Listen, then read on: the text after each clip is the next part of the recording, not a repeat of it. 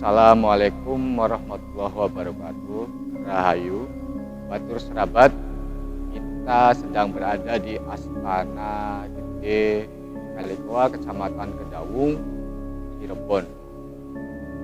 Sahabat channel sengaja datang ke sini untuk berziarah sekaligus melukis sosok Syekh Ahmad di Gede Kalikoa.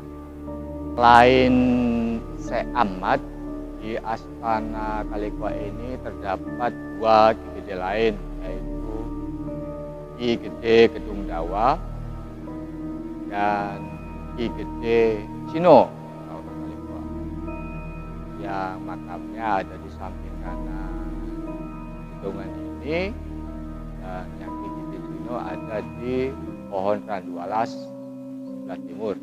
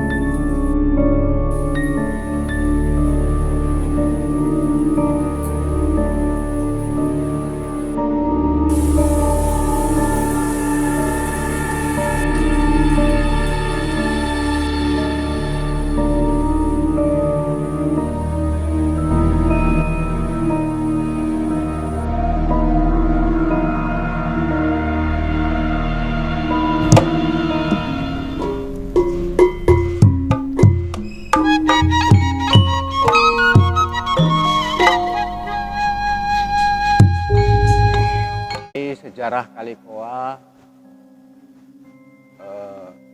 tentu saja kita harus tahu asal-usul nama atau etimologi pemberian nama desa atau suatu 4. Kalikoa berasal dari Cikoa. Cikoa tentu saja hubungannya dengan orang Tionghoa. Sebelumnya saya ungkapkan bahwa di astana ini terdapat 3 Ki Gede. Syekh Ahmad, Ki Gede Kedung Dawa, dan Ki Gede Cino. Siapakah Ki Gede Cino? Ki Gede Cino itu punten dahulu adalah yang bernama Samsai. Samsai itu kalau sekarang itu Menteri Keuangan era Sunan Gunung Jati yang membangun awal dari Minyak kemudian dihukum, makomnya terbagi 2 yang berada di Pasar Pagi dan ada di Kalikoa.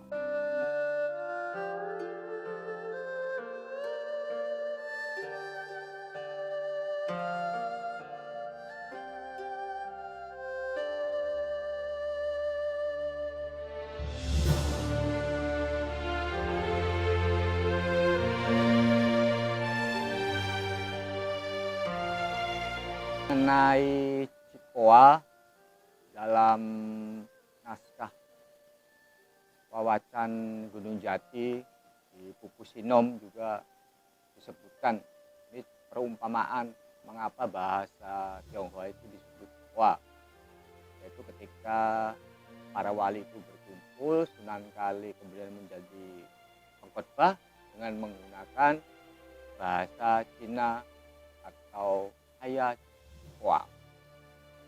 Jadi disebutkan para aulia sampun kumpul, sakehe para aulia nulia khotbah Sunan Kali Coro Cino Haya Cikoa. Jadi Cikoa itu secara adalah sebutan atau terminologi istilah bahasa Tionghoa di disebut Cikoa.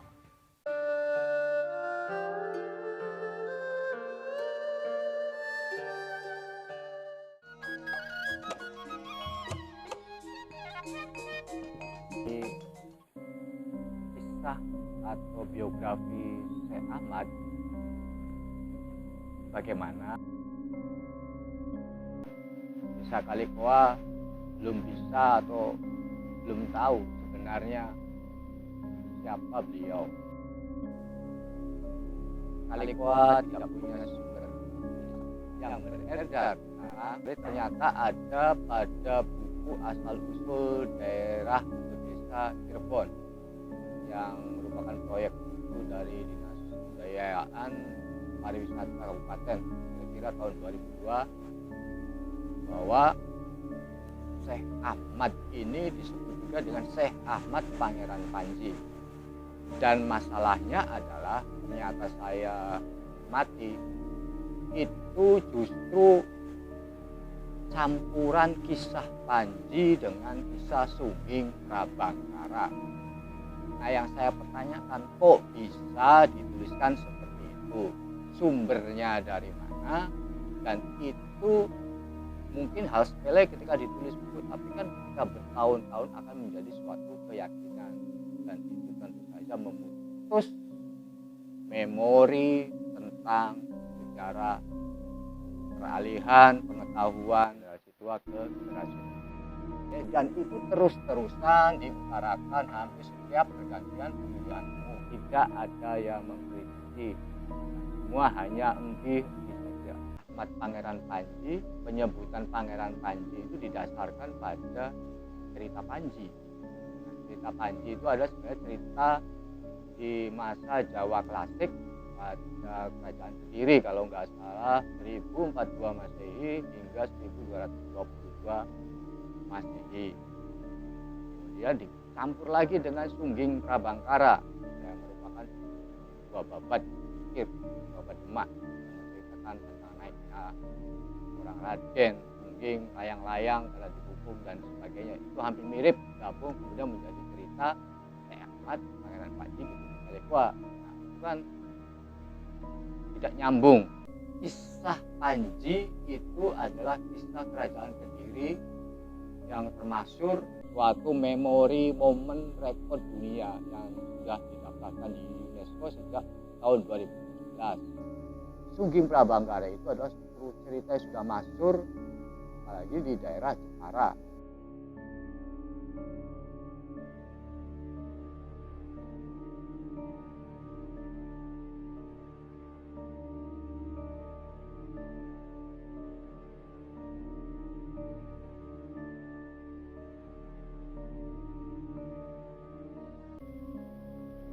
Demikianlah Batur Serabat, kami ajak untuk berziarah ke makam Syekh Ahmad di Kalikuan.